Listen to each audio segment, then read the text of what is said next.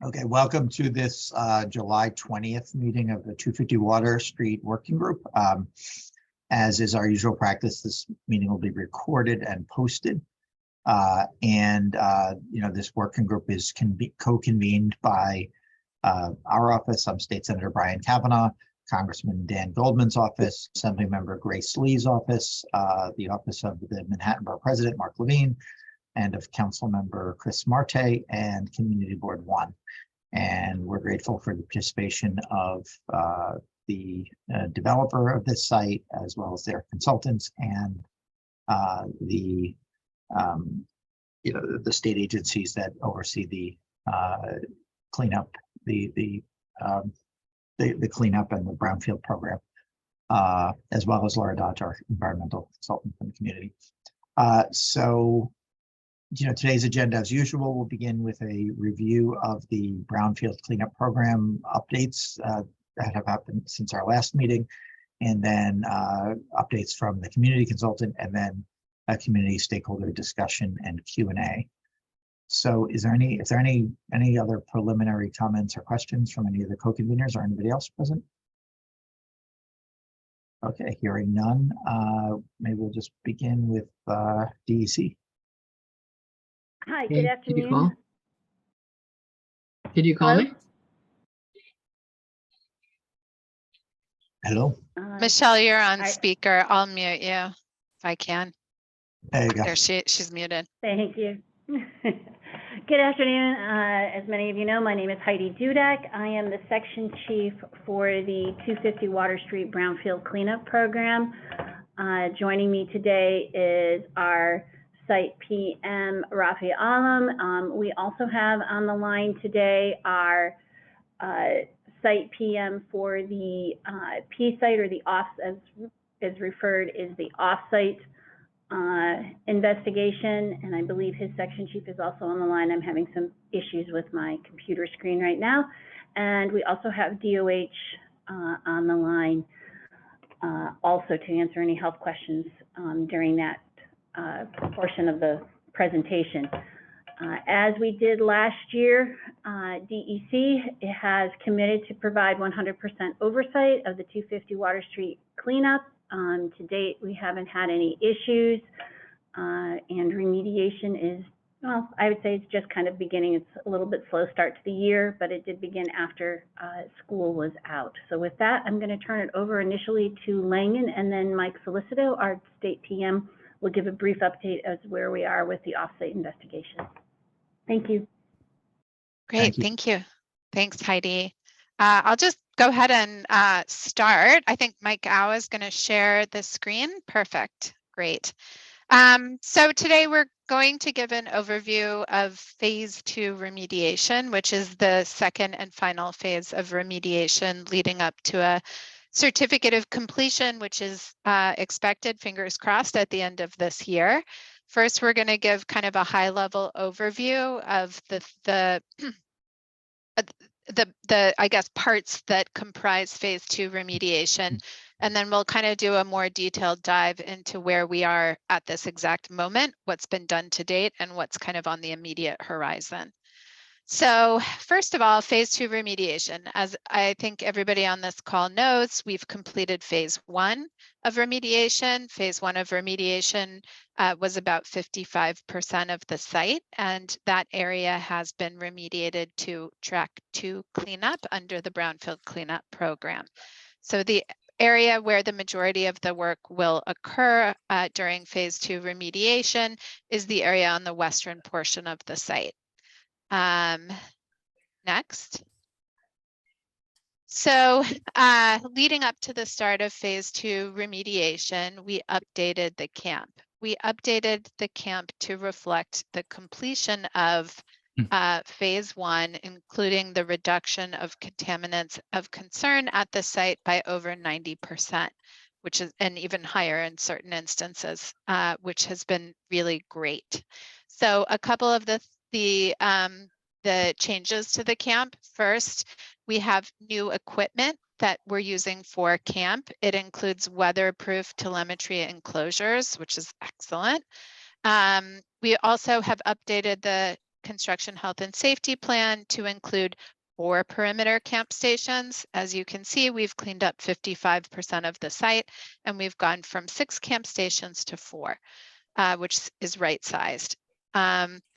Also, camp stations, a second camp station will be brought off-site when ground intrusive activities happen within 20% of the site, or sorry, within 20 feet of the site boundary.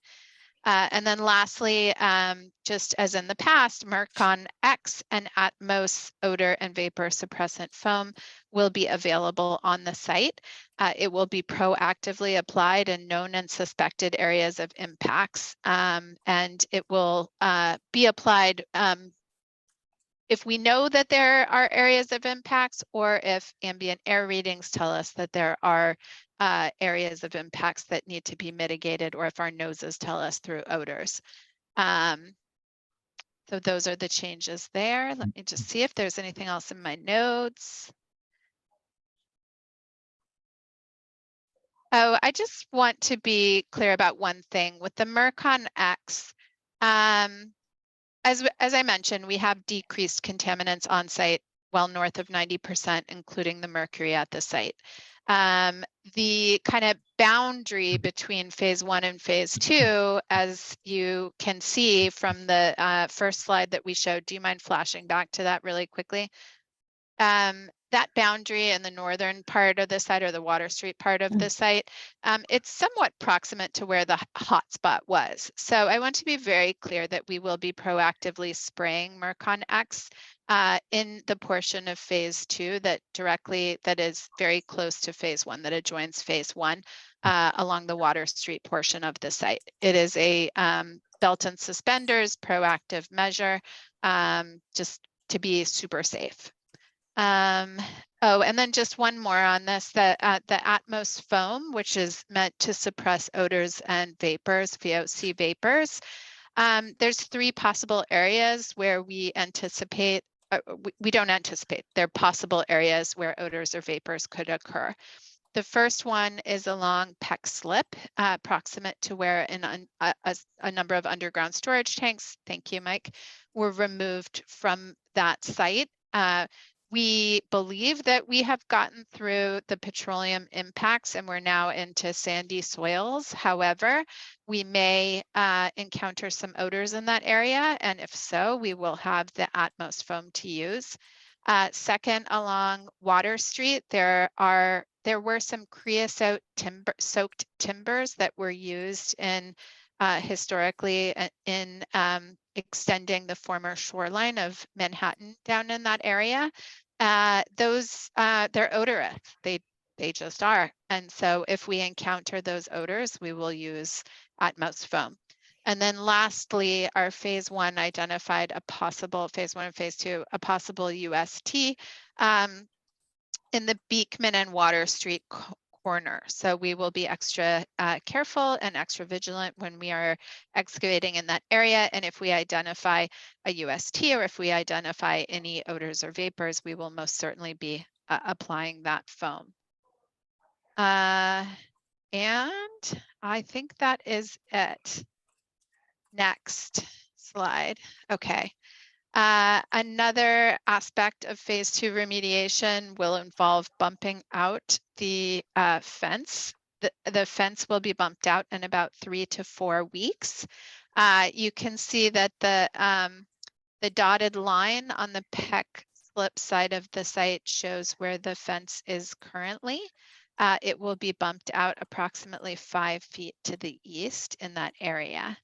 And then in the Water Street side of the site, the dotted line is where the fence is currently, or where it was for phase 1. It will be bumped about 15 feet out in that area. And again, that will occur in about 3 to 4 weeks. And then next, so phase 2 remediation phasing. The first thing that we are going to do is to excavate to about 4 to 10 feet below grade, where you see the yellow and the hatched lines. We will also be pre-clearing and installing shallow SOE, supportive excavation, where you see that peach color around the perimeter of the site. That supportive excavation will go about plus or minus 30 feet below grade. Next. After we complete that work, we will be installing deep supportive excavation to bedrock around the perimeter of the phase 1 portion of the site. And we will excavate even deeper once the SOE is installed in the phase 2 portion of the site. Next. And then the third kind of element of phase 2 remediation, we will install the deep supportive excavation on the phase 2 portion of the site, and we will initiate and we will complete excavation to the final excavation depth, which is plus or minus 15 feet below grade.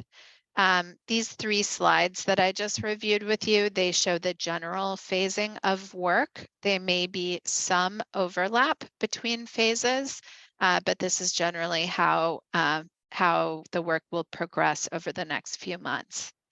The next slide, please. Remediation for phase 2 began on June 19th, so we're about 4 weeks in. What have we done to date? First, we created a stabilized construction entrance, and you can see that at the top of the screen. We regraded the site at the entrance, and we installed a polyethylene sheeting beneath a reusable plastic truck pad. This is our truck wash. Every truck that comes onto the site pauses on that truck pad before it leaves the site. It is screened for presence of soil in the tires and undercarriage, and then it is sprayed with water to clean off any debris or dirt that's adhering to the tires or the undercarriage. We've also done some pre-clearing along the site boundary to remove obstructions and to identify utilities to allow for the supportive excavation installation. We've placed clean fill behind the existing supportive excavation for additional structural support. And we've installed a concrete wall along the site boundary to guide the installation of the support of excavation. Now let's look at schedule. So these bullets, these couplets of bullets, they are coupled generally into the 3 phases of remediation that I just reviewed with you. We're in the first phase of work, the first 2 bullet couplet. In July and August, we're going to focus on the shallow SOE installation and the initial excavation to 4 to 10 feet below grade. In September and October, we'll be doing the deep supportive excavation installation along Peck, Pearl, and Water, and we will excavate to about 8 to 14 feet below grade. And then in November and December, we will do the deep supportive excavation installation along Pearl, Beekman, and Water until we reach the final excavation grade of about 15 feet below grade.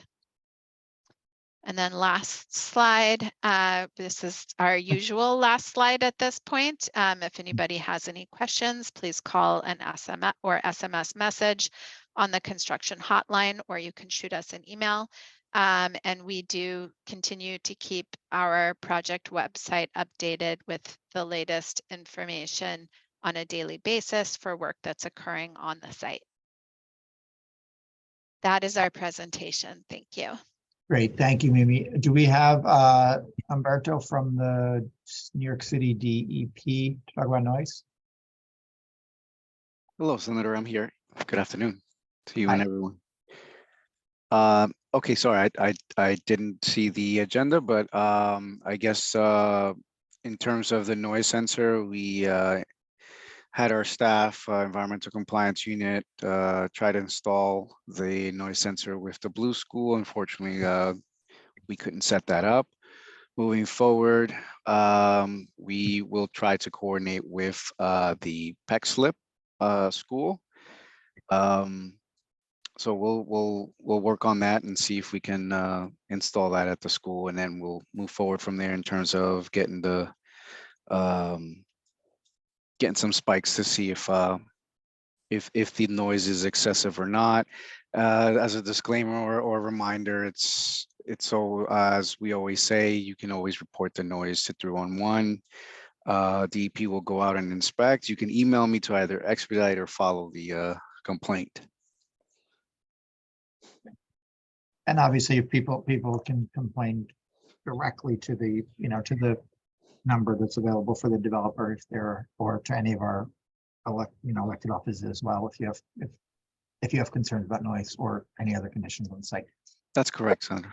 Okay, good. All right, so next, unless you have questions about any of that, and we'll just proceed to Laura Dodge, our community. Senator, looks like Tammy has a question. Oh, sorry, Tammy, go ahead. I couldn't see. That's okay. I'm patient. I wanted to ask about the accumulation of water around the site. I know DEP was called. The concern came into the community board and how that's affecting what's going on at the site, that there was an extraordinary amount of ponding and flooding around the edges. So before we proceed all along, I'd like that to be addressed because that was a concern that came into the public realm.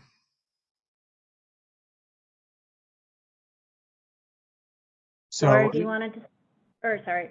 no, whoever. Mimi, sorry. can you address that? Tammy, you said around the site or within the site? There was concerns about the amount of flooding and ponding from the storms that was not only inside the site, but all along the edges. Okay, well, I don't. It was not within the last week. It came up in between the last meeting and this meeting. So I just wanted an update on what was looked at with that. Yeah, I know that, I think it was a couple weeks ago, right before we were getting started, there were a number of consecutive storms and we had some, a little bit of ponding in the phase 1 area. The contractor has since mobilized and been able to do some grading and some platforms to that area to try to minimize that. The ponding outside of the site, I don't think we've come across. We haven't noticed that occurring. So, if somebody notices that, please let us know and we'll make sure it gets addressed. Thank you. Would this be I think, DEC is also beginning to consider potential need for remediation outside the site of this. Would this be a useful moment to kind of go over that? Yeah, actually, we're not considering remediation at this point in time. We're in the investigation phase. Mike Solicito is the project manager for New York State, and I think he has a brief presentation ready to go. I don't know, Mike, if you want to share your screen with the presentation. Are you ready to go? Yeah, right. I have it right here. So hi, everyone. You want me to start now? Yep. Please. Okay. So hi, everyone. I'm Mike. I'm the project manager for the off-site investigation for 250 Water Street. This past week, we went on site to do the first part of our off-site investigation. And 1 second, let me start Okay. So I'll show a site figure in a second, but we plan to collect a few samples, 12 soil borings, 4 wells will be installed, and 6 soil vapor points will be sampled. The borings are going to go down to approximately 25 feet, which is consistent with the RI that was already completed for the BCP site. Wells are going to go down to 25 feet, and vapor points will go down to 8 feet. The point of the investigation is to determine if there's off-site impacts, mainly soil vapor intrusion concerns with mercury. And we had a camp similar to the RI going on at the same time.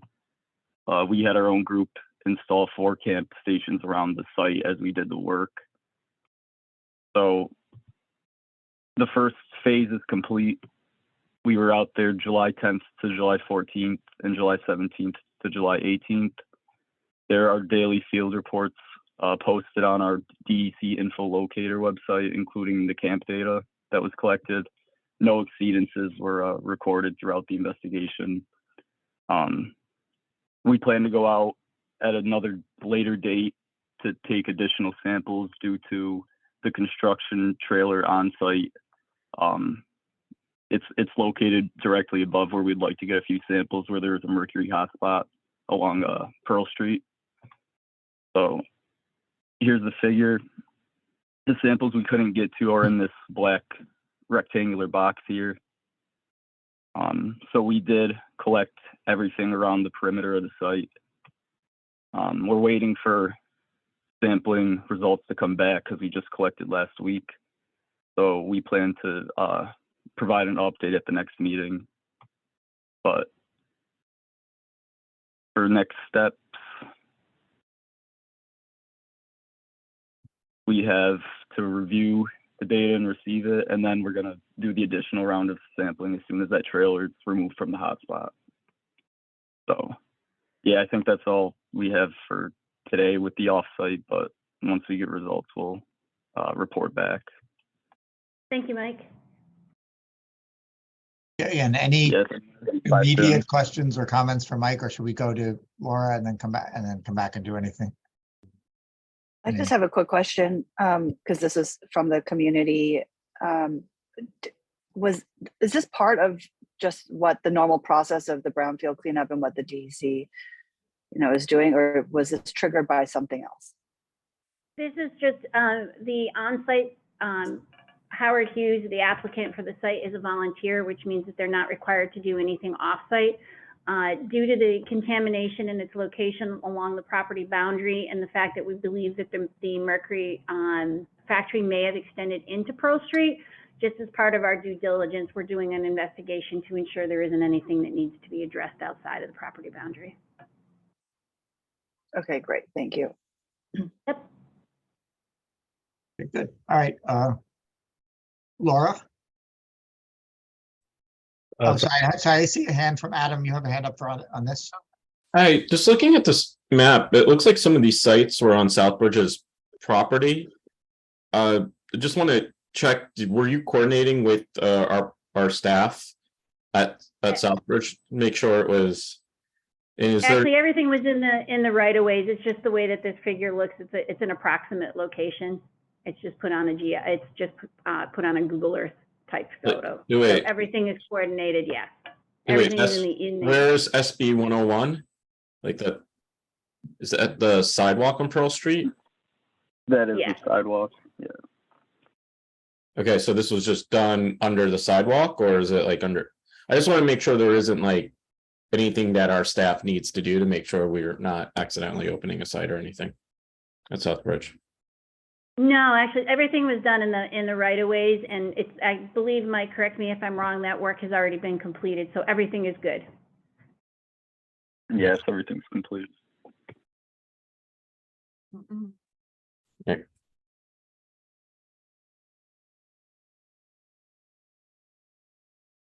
While the figure's still up, can I ask a few questions also, Heidi? Sure. First off, hello, everybody. So are the wells also installed, completed to date?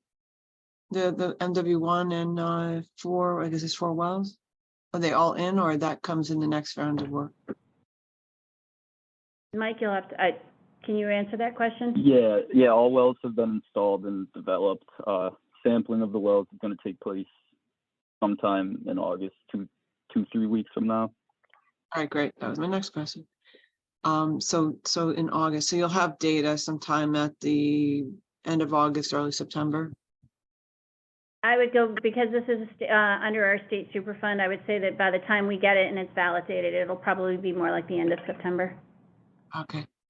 All right, thanks. And so we can look to see that data. Now, are those data going to be, how are those going to be provided, Heidi? Like what's the format that Since results this is from? a P-site report, once all the data is collected and it's been reviewed, a site characterization report will be prepared, and then it'll be released to the public. Okay, So it'll This is be, being done under a P site, so it's a site characterization report. okay. All right, great. And so you haven't yet been able to do the 4 borings and the SV3 sample along the sidewalk, which I would think that's the area that has the highest probability of finding anything, if there is anything that went beyond the boundaries of the physical 250 Water Street property because of the footprint of the thermometer factory operations extending, you know, sort of in that direction, which is kind of what this is all resulted from. So once those results are in hand, if there are exceedances there, are you planning on going actually into Pearl Street? Because it seems like you've gone to the. I can't answer that right now. Obviously, we're gonna have to see what the data is, and then we'll have to discuss and figure out what we can and can't do. Okay, sounds It'll good. depend on what the results are on. Right, Okay. and that's right. I'm assuming that, but I guess the question is just are the delineation into Pearl Street, because you're kind of hip hopping, you know, you're hipping over Pearl Street from the sidewalk all the way to Right, Southbridge at this Town. point in time, we're trying not to stop traffic on Pearl Street. Right. So we're gonna see what we have, and then we'll reevaluate the data and determine whether or not we need anything additional, and then that will. Right, perfect, sounds good. So those are the only questions I have right now about this work scope. Awesome. Thank you. Mhm. Thanks, Mike. All right, thank you. All right, So- seeing no other questions on this, maybe Laura, do you want to just get any other sort of? Yeah. update from you? Yeah, so we've been monitoring the daily reports, the site observation reports and the daily area monitoring report and the data that Langan's been posting on the 250bcp.com website, you know, so those reports are available for all of the days of the field work up until today's, inclusive of yesterday's, I'm sorry, the 19th. So as Langan had reported, the work started in June, and then the site prep work, and then the field investigation started in July.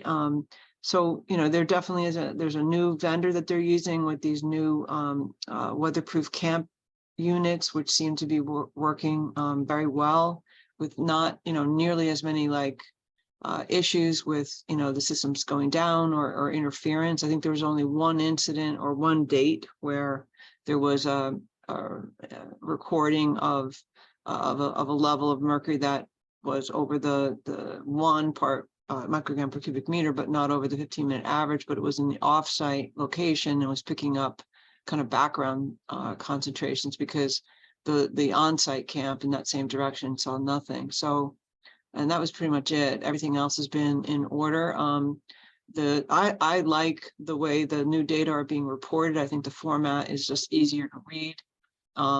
It's a lot of pages, but, you know, for those people who really care about looking at the individual data points, you know, you can easily get through it and you can see, you know, the on-site and off-site data very clearly, very easily, the way everything is labeled and laid out.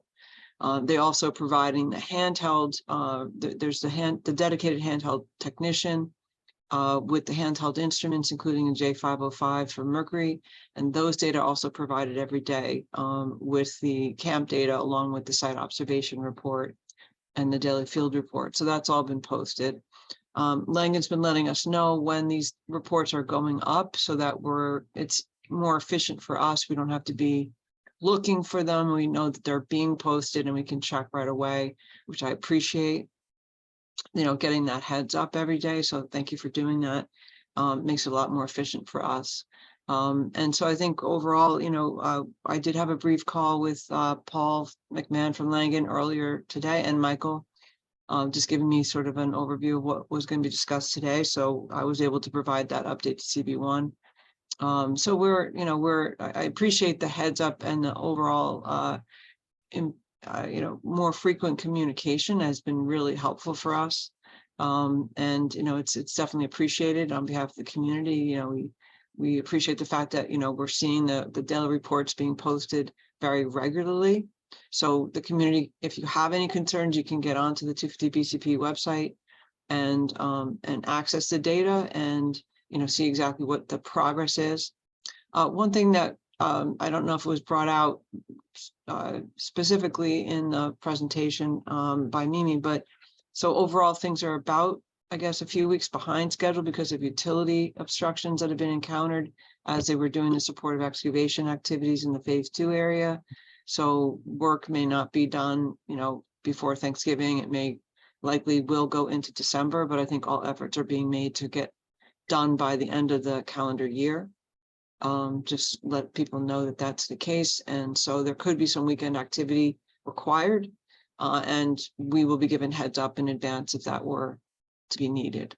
So again, that level of communication is really appreciated. I think that's what we're going for, is just making sure that the community is aware of things before they happen, and we know what to anticipate. But I think again, I think so far so good with the fact that there's been no air quality incidents. I also would like to point out the bright yellow wash pads that are being used at the truck entrance are designed to be even more efficient than the previous type of tracking pad that was being used. So that soils fall off into the ridges of the pad, and the tires, once they're washed off, if they're driving off the pad, they don't get, pick up the soil that might have been already washed off. So it's, I think, even a better system than was even in place before. So just wanted to point that out, since I think it's an improvement overall for the project. But so that's I'm out. Great. Thank you, Laura. And I'll just note, we usually have two community consultants. Tom Fasillo has been representing the Blue School. Blue School is now officially closed. So I think Tom is still with us. I think I saw Tom joined us today. Tom, I don't know if you have any. Yes, thanks, Senator. Yep, I'm here. I'm continuing to be involved. Having been involved with this for 5 years, it's certainly something I'm very interested in. So I'm staying involved. I do get copied on correspondence with Laura, and she and I may talk from time to time. So I'm still involved, but obviously Blue School is closed. So I'm here just on my own time. Good. Well, we appreciate all of your work to date and your continued participation. Yeah, and Blue School certainly appreciated, the opportunity that we were given to participate as the team. It was highly unusual and very helpful. So much appreciated all the way around. Okay, thank you. So we're at the community discussion and question Q&A. I see Elaine with the hand up. Would you mind, Senator or Lee, do you want to jump in or? Yeah, if you don't mind, I just have a few questions follow up. And I apologize, my Zoom cut out and I had to re-enter. Mimi, did you have did you include any timeline during your presentation? We did. Okay, I must have missed that. Okay. We can pull that slide back up if it's helpful. Or if you're going to send it out later, that's fine. I don't need to believe it. I must have cut out right when you showed that. Big picture, we will be, the number one aim is to be done by the end of the year. We're hoping in November, but depending on how construction goes and if there are any surprises, could be into September. There it is. Okay, sorry, great. into Thank December. You. Okay, I'll just screenshot that so I have that for community members. And then is Umberto still on the line? Yes, Assembly Member. Yeah, so I think we've had a lot of discussions about noise, and certainly as once school starts up again, once school starts up again in September, we'll really need to get those noise monitors up. We do have Principal Sienna here on the Zoom, and so I want to make sure, do you have the principal's information? Do you know how to reach out, and do we have a timeline for when you'll be able to, provide, to reach out to them about that? Thank you for following up on that, Assembly Member. So yes, I do have the contact information, but it's always helpful to provide it again, just in case the contact has changed. In terms of timeline, I can't give you one because our staff needs to coordinate with not just the principal, but her custodian or superintendent, whoever it may be, to allow us or to determine what location is feasible or acceptable to the school. It's going to be installed in the school property, so they have to give the okay. So once we can coordinate a date with them, we'll install it and we'll get it going. I see an email, and I think that's the one I have. Okay, great. So can we expect that your staff will be contacting them in the next week, or, can we have a timeline? Just, we tried for many months to try and get a noise monitor in Blue School. And so, and we would just like to have a timeline for when you will begin that process of outreach. Sure. So I have already spoke to DEP staff, and in particular our executive director, environmental compliance unit, who's aware. He's actually the person who tried to reach out to Blue School and coordinate. It didn't fall. It fell through. I'll remind him again this week and see if we can connect with the principal soon. In fact, I'll reach out myself if I have to. And then we'll stall it as soon as we can. Again, as just a brief just mention about the device. It's not something we normally do, but because it's a sensitive receptor and we're willing to partner with all you, we know it's a concern for the senator and yourself. So we'll try to do our best, but we normally go by 311. We know the consultants, contractors, they're aware of New York City noise codes, construction rules, regulations. So they have to do their best to maintain that, make sure that they follow the plan to reduce the noise. Basically, the point of the noise sensor is just to see if there's some spikes, really excessive construction that perhaps from some equipment, heavy equipment that may be disturbing the school at certain times. And we can go send an inspector once we pick up those spikes and see if we can work something out, perhaps reduce the number of equipment or something like that, whatever it takes, barriers or whatever. Contractors usually are aware of these solutions to some noise issues, but we'll follow up. Thank you. I think the issue is around timeline. And hi, everybody, Maggie here. I'm going on vacation August 3rd. I'd love to get the ball rolling before then because I'm working on a really big bureaucracy too, and I need to be in touch with the people who I can't actually give approval to do things on the building. So I need to find the people who can give approval. And I'm telling you, this is a very sensitive issue for our parents. They are really up on the research on how noise impacts learning. And so I think it's going to be really reassuring to know that the city's taking seriously that it's being monitored. Maggie, thank you for that. And let me just say, I will email you my contact information. If anything were to happen or you need information or need something, just feel free to email me or call me and we'll make sure we get it done. Great. And Umberto, what will be kind of, how will you be publishing data, and will it be accessible in any kind of real-time format for the community to review?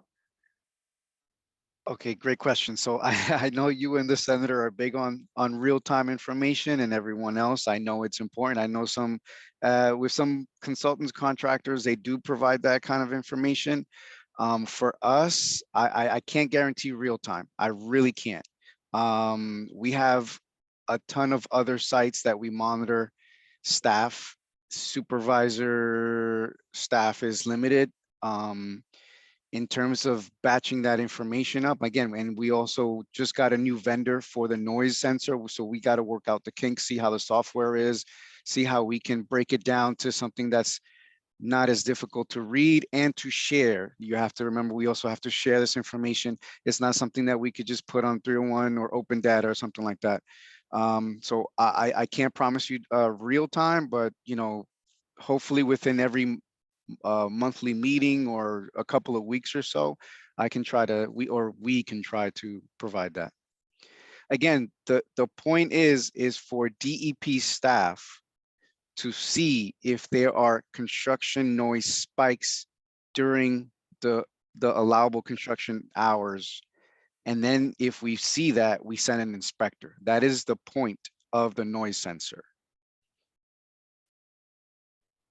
Okay, I appreciate that. I think that also, I would just, again, for the school community and for the sensitive receptors, that it's very helpful to have the data to back up the noise complaints for everyone's sanity, including, I would even say, for Langan and Howard Hughes, because there are complaints that come through. We are not able to measure in any objective way it's only subjective to the people who are experiencing the noise, and we just need to better understand, with objective data, whether these are large or small disturbances, and be able to, to modify behavior around that. So, once a month is probably not going to be adequate. I think that if we are experiencing large noise disturbances, we want to be able to see within, 24 hours, be able to go back to the data and say, at this point in time, it was very loud. The kids could not hear the teachers. And attach that to the behavior, the activity that was on the site, so that we can make modifications. I mean, I think that we're trying to be proactive here with this information.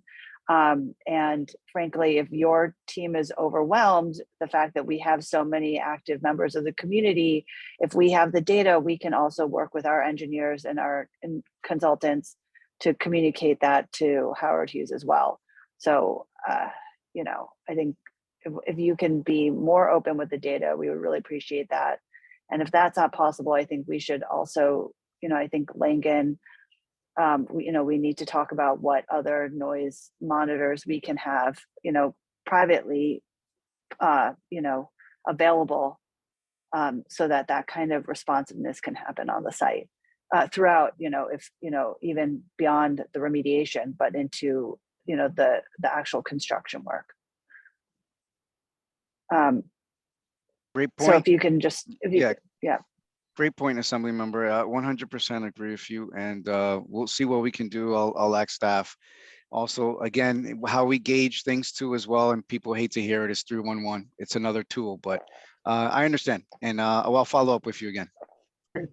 And just on the issue of getting approval for these things to be placed in the school, if we need to say, I'm sure the Assembly Member will agree, if we can be helpful intervening with DOE bureaucracy or anybody to sort of urge people to make this available and do it, we'd be happy to do that. Oh, thank you. It's been like a year after even trying to find the right people to email. Yay. Yeah, I'll definitely reach out. Sorry. Okay, but seriously, between Maggie and Umberto, if you want to give us a list of attempts that have been made unsuccessfully, we should be able to elevate it to the level of the chancellor if necessary and try to get. Whoa, okay, thank you. Yeah, seriously, we want to this ought to be something that we can do. Great, thank you. Thank you. All right. So I think Elaine, sorry, thank you for your patience, but. No problem. No problem. Thank you, everyone, for taking your time out of your busy summers to do this and answer. Most of the questions I had were answered. I'm not sure if anyone knows anything about this, but there was fire trucks activity at the Blue School one night. I didn't see any smoke. I saw them go through the building. They left, there was no pouring of water or breaking of windows or anything. I was just curious if anybody had any information on what had happened at that point. No, huh? I'm not sure when that occurred, but I know the Blue School was required to have all their everything removed from the school by June 30th. So they were totally out of the school as of June 30th. So yeah, the school was closed. The school had been closed for weeks. Okay. I'm going, this was either early last week or the week before. Okay. Yeah, the Blue School would have been totally evacuated. The building was evacuated, and that's why I was curious as to why the fire department had been called. Okay. I wasn't sure if anybody had any information. Thank you. That was it. Most of my questions were answered with the presentation. Good. Okay, any other questions, comments? I have another question. Please. Senator, from the community. Some of the parents had expressed concern about the fencing and that it creates blind spots when the kids are coming out from the play street close to the sidewalk and the street. So the cars coming this way don't have any visibility of the children out there. so, and maybe Maggie would know this as well, but also there was about whether there's any guarantee of a crossing guard who will be at, at that site. No, you don't know. So we have to, look into that. But also if I know during there's really, this- sorry to interrupt. I know there's a guarantee we won't have one. It's very difficult to find crossing guards. There's a huge backlog of schools that don't have them. We've had a traffic agent. They keep their eyes on the cars instead of on the kids, but it's better than nothing. So we'll just make sure that keeps happening. And I'm Okay, thank encouraging you. And families then, to cross on the other side of the street because there's more visibility. okay, thank you. And then is there any possibility that Howard Hughes can provide some kind of safety people, during those critical times of around dismissal, especially to just have eyes out around the site at that time. Curious, I think you mean professional traffic management people, not technically termed crossing guards, right? Yes. Yeah. Yeah, I mean, this is something we can discuss with our construction team. I know we permit everything through DOT, and I don't know if off-site that's something that that is appropriate for us to be implementing, but we'll talk it over as a group and see how we could be helpful. At a Okay, minimum, great. We'll follow up.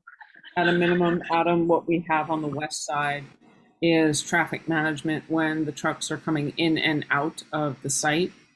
Any deliveries, anything, there is traffic management people who are in the street to control the pedestrians and the traffic. And that's associated with the contract of the redevelopment plan. So it would be something that at a base minimum, we are hoping you have. I would assume you already do. Well, with the trucks, we already on Pearl, in the location that Grace is talking about. I think we want to look into that a little bit more closely. But certainly where we have the trucks coming in and out of the site, we have traffic management personnel. Or trained as traffic management personnel.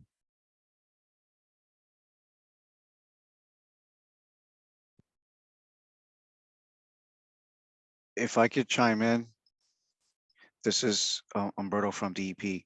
That's a good question. I would only say, well, first of all, safety comes first, so that should be priority.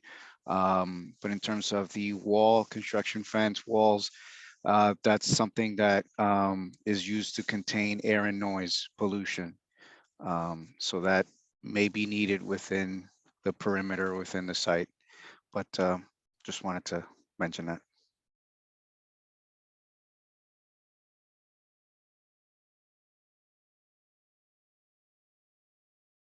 Remember, are you good? Yep. Okay. All right, any further questions, comments, concerns? We're not required to use the full 90 minutes allotted for this meeting. All right, well, with a perhaps record, I think we've now demonstrated that it's really Emily that makes these meetings so long because she's on vacation. Early, but please don't tell anybody, tell her that I said that. Okay, so if that's all, we'll adjourn. We'll be in touch about scheduling the next one. But again, thank everybody for your participation and attention to this. And Good summer, everybody. The most important thing is for Umberto and Maggie to get the ball pushed forward, and anything that you can do in the summer before August 3rd for Maggie. Yeah, we will. And again, we really urge you to get in touch with us if there are any doubt that can be in place and ready to go before school starts. We will push. Thank you. All right. Thank you, everybody. Thank you. Bye.